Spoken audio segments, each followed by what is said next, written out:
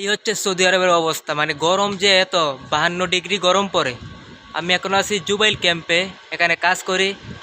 গরমের জন্য আজকে কাজ বন্ধ হয়ে গেছে। আমি আপনাদেরকে দেখাই কি গরম। এই হচ্ছে আমার সেই ক্যাম্প জুবাইল শহরে আবু হাইদ্রিয়া। অনেক গরম, মানে একটা কুকুরও বাইরে নাই। প্রায় 52 ডিগ্রি তাপমাত্রা পড়তেছে।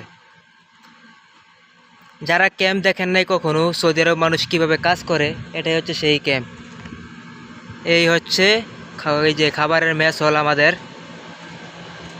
ওই যে ওই দিকে এসিগুলো নষ্ট হয়ে পড়ে রয়েছে, মানে একটা মানুষও রুম থেকে বের হয় নাই। এত অবস্থা, কাজ বন্ধ আজকে 1 সপ্তাহ ধরে রোদের জন্য। এই আর কি, এই হচ্ছে সেই ক্যাম্প। যারা আপনারা বিদেশে আসেন দেখেন, আসার আগে ক্যাম্পগুলো দেখে রাখেন। এটাই হচ্ছে সেই ক্যাম্প।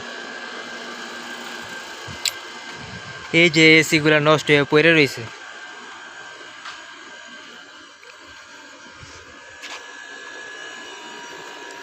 এগুলো হচ্ছে যারা আমরা খাবার খাই, এই পানিগুলার ট্যাঙ্ক। আর এখানে হচ্ছে গাড়িগুলা পার্ক করে ফালাই রাখছে যারা কাজে যায় এই গাড়িগুলা।